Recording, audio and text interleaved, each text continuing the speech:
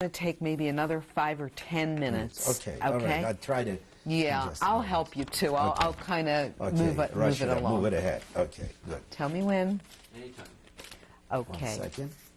Today is February the 8th, 1995, and we are interviewing survivor William Z. Zimmerspitz, Zimmerspitz. The interviewer is Sally Friedman. We're in Cherry Hill, New Jersey, in the United States of America, and we're using English as our language. Did you say this is tape 5? And this is tape 5. Mr. Zimmerspitz, we now went through your horrendous experiences of being moved from several camps to your ultimate discovery by a doctor who recognized you from Krakow. You had been left for dead, and you revived after several months in a hospital. Can you tell me about the period immediately after your release from the hospital? Where did you go? First, I was seeking out my family. I was turning to everybody and anybody that I could find anything about my family, immediate family, my mother. Of course, my father, I had suspicions, but that he survived. But about my mother and my sister and my other members of the family, I was very concerned. So I turned into everyone that I could ask. And I turned to the Red Cross, and they told me that they don't have any records of anything. But some of my friends advised me, that the survivors advised me they were going to Poland, and they're going to seek out their families, start from there. Because I went back, it was terrible. There were so many things how I went back, because the transportation, the means of transportation were impossible. But I had some contacts with American soldier, one of the Jewish soldiers that came, and there was one of the liberators in the camp. He was nice enough, and I made a friendship with him. I struck a friendship with him. He promised me if he had a Jeep, he would be able to take me up to the border, to the German or Czechoslovakian border with Poland, which he did. And I was ever grateful for that. His name was Adolf Zucker. He was a corporal, and he was also a German, from German descent, and he was a translator in the army. And he was very knowledgeable with the roads in Germany and the German language, and he took me back to the Czechoslovakian border. From there I came to the Czechoslovakian border. I was loaded up with the Poles that were repatriated back from Germany. They were all forced labor, some of them slave labor. So I came to Krakow, back to Krakow. Of course went back to my place of birth in the same. And I asked my friends there, whoever left, or my family friends, where did you see anybody from my family? Anybody came? Then I found out, of course, that my aunt survived, and my two aunts, one from the father's side and mother. I came immediately found that where they were in Krakow, where they lived in Krakow. I went to them, and they told me that they're unfortunate. When they saw me, it was tragic. There was. They had enough prayer, kisses, and all the things, because nobody thought anybody was left from anybody. That was a very, very meaningful and a very, emotional reunion with us. But then I didn't see anybody. But then again, I was told that my mother, from some people that survived that my mother and my sister may be in Bergen-Belsen. They heard some rumors that my mother survived myself. I immediately went back to the trains, and again on the freight trains or transports, whatever it was, whatever means I could find, I went back to Germany, and went back to that place Bergen-Belsen, where that was famous camp of Bergen-Belsen. And then, of course, I found my mother with my sister. Of course, they both were dying of typhus, but they were fortunate enough, the English came in there in time and saved quite a few people, and they were among the people that were saved. What was the reunion like with your mother and sister? It's undescribable, because I couldn't even describe it, how emotional and how drenching for my mother and for myself and for my family it was. It just was, I can't describe it. It's indescribable. Your father perished. My father, I didn't know yet that perished, but my thought always, my mother asked me, where is your father, or what happened with the father? We heard anything?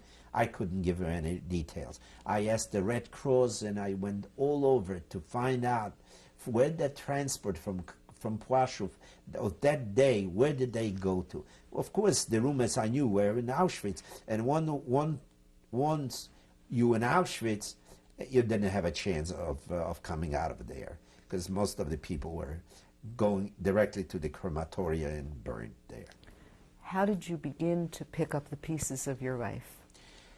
This is something which came very, very unexpectedly, of course, with a great deal of even so, as a youngster, I remember I just couldn't comprehend how to get back to my life, to get back to this normal life. I was, and it took a while, but then I found a place in Germany that I found that I could get employment there or go to school, which was Fürth in Germany, and I was told that I could get a place there.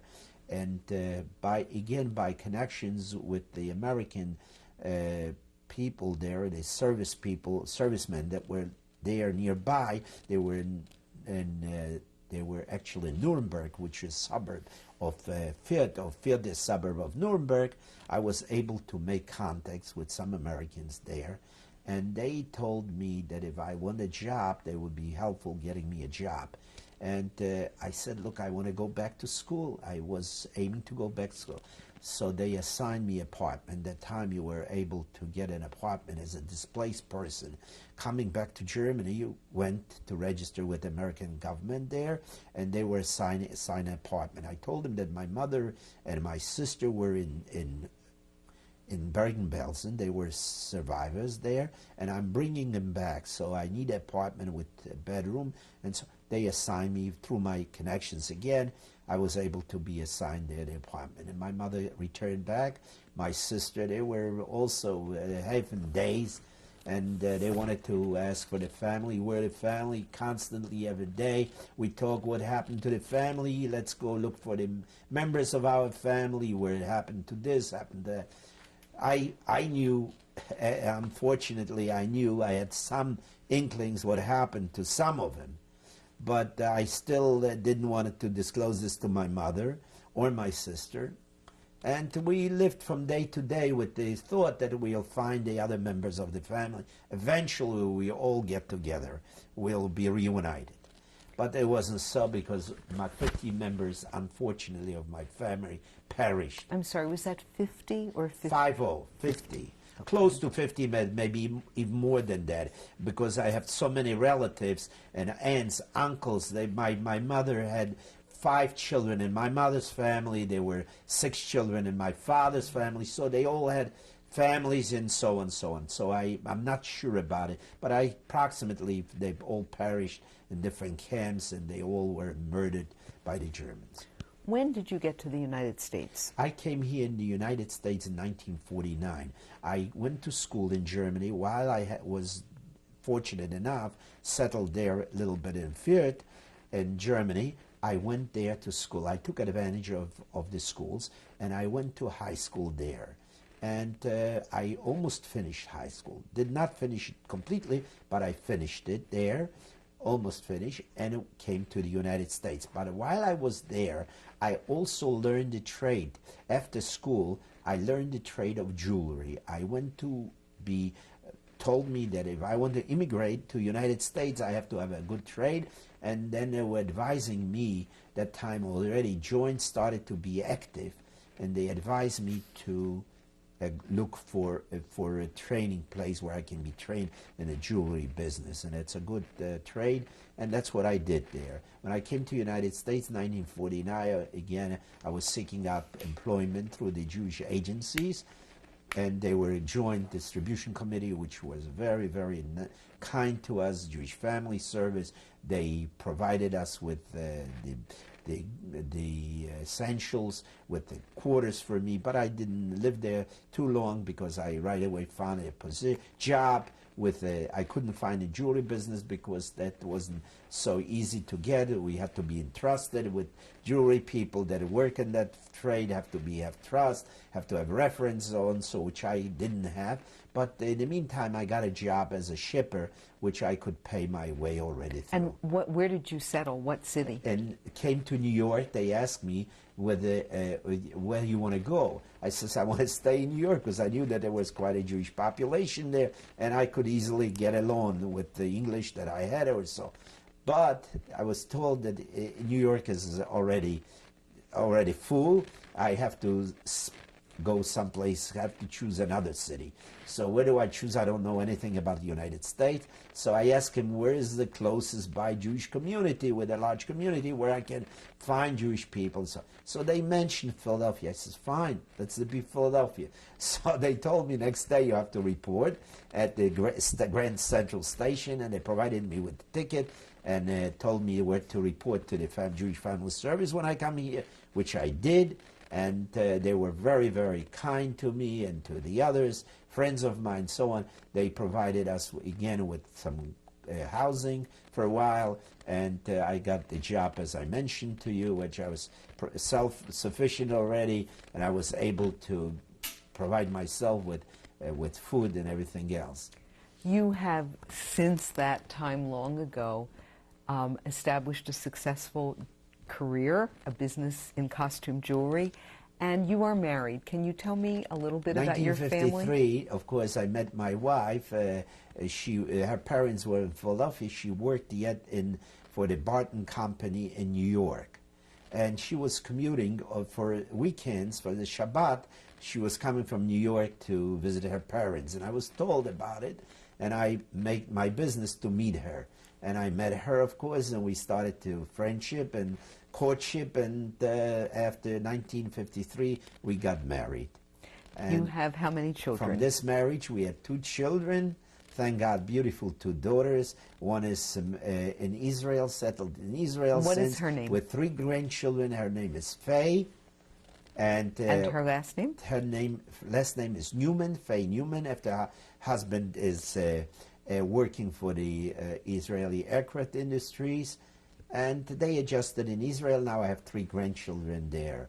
Okay. One is a Sabra and 2 are American-born. They made Aliyah to Israel. And your other daughter? My other daughter is Rachel, and Rachel Tenenbaum. Her name is Rachel Tenenbaum, and she has 2 wonderful, beautiful children, 2 daughters, and she is a dental hygienist, whereby her husband is a lawyer by profession. I know that you have thought long and hard about the impact of the Holocaust on your life, and you mentioned in an earlier conversation there isn't a day that goes by that you don't think about it.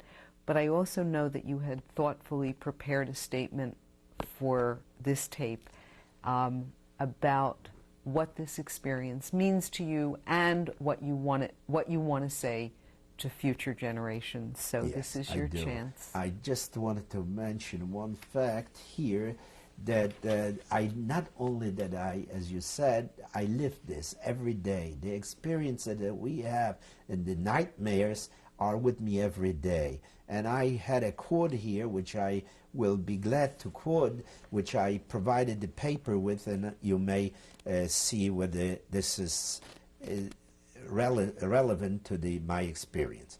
Contrary to what we are told, the passage of time does not ease the pain nor diminish the scope of the horror of the Holocaust. We must never stop telling this story until it's etched in minds of our young and until it has become a part of our children's lives and heritage. We must do that because it is our sacred duty to alert the young of the evils of man. They must never be lulled into a false sense of safety and security. And this is my quote. And I think, hopefully, this will leave some legacy for our generations to come. Thank you so much. My pleasure. My pleasure. Thank you. My pleasure. Thank you very much. Thanks the crew and everybody involved in this interview.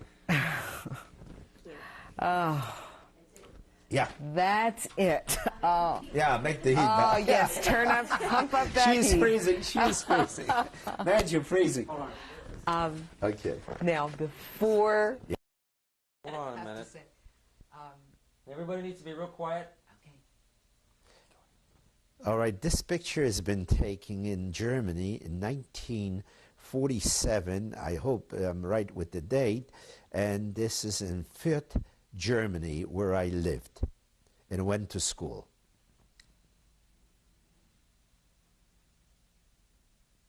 Again, I'm sorry, wait a minute. I'm sorry. Go.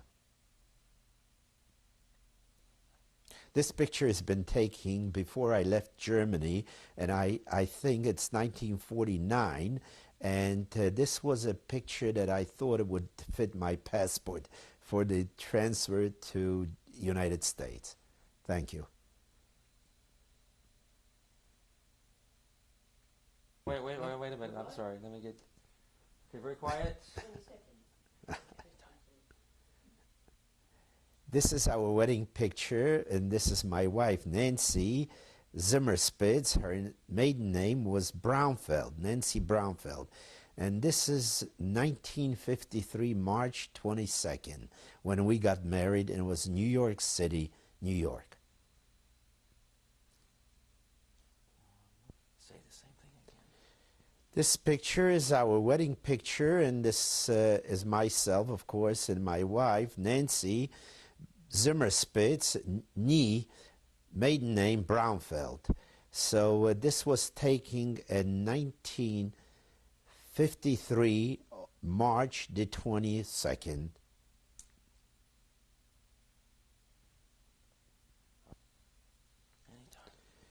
This is the picture of my sister, Lucy Lichtiger, better known as Leah Lichtiger, with her husband, Rabbi Samuel Lichtiger. Her maiden name was Zimmerspitz, and she is also a survivor of the last camp. She was liberated by the English troops in Bergen-Belsen, Germany. Really well. This is my dear sister, Lucy Lichtiger. Maiden name is Zimmerspitz, and her husband, Rabbi Samuel Lichtiger, and she's a survivor of Bergen-Belsen camp in Germany. Thank God, now she lives in New York City. Okay. You go from Elginsburg to Center City, to Bella. Right. Okay. This is the wedding of my lovely daughter, Faye, on June the 20th, 1976, and she married to a Barry Newman, and her maiden name was Zimmerspitz, of course. Now it is Faye Newman, and she lives with my 3 grandchildren in Israel. There we go. Anytime. Okay? This is my daughter, married daughter, Faye. Her maiden name is Zimmerspitz, and her married name is Newman. And here are my 2 grandchildren. One is Ricky, and the boy is Amihai on the right-hand side. The other is a friend of my grandson. So this picture is taken in Israel in 1993.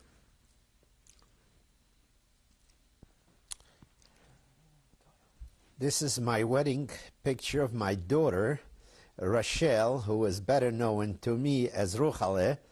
And this is on June the 8th, 1980, in Cherry Hill, New Jersey.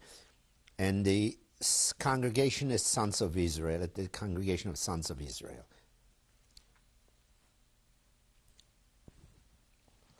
This picture is a family picture with my daughter, Ruchale, as we know her, and she's called Rachel, with her husband, Elliot, and the 2 beautiful daughters. One is Yocheved, and the other one is Ricky.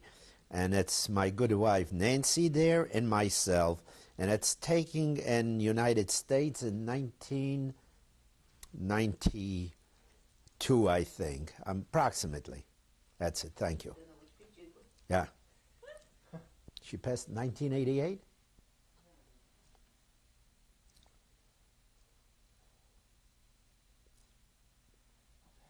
This is my mother, blessed memory, Rosalia Zimmerspitz. After she remarried, second time, her second name was Fagerless. Rosalia Zimmerspitz Fagerless. And that's taken at the wedding of one of my daughters. I think we just got that in before the... These are memorial plaques for my mother of blessed memory, my father, and also my in-laws. First of all is my father, the one that is mentioned here on top, where he is Shimon Zimmerspitz, and the Hebrew there is that he was killed in the name of in the concentration camps. And the date is there, 1944. Next to it is my mother of blessed memory, Rosalia Zimmerspitz Fagerless, and she passed away in New York City in 1988. Then it's next to it is, after that is my father-in-law of blessed memory, Abraham Brownfeld, and he died in 1972. Next after that is my mother-in-law, Miriam Rifke Brownfeld, and she passed away in 1988.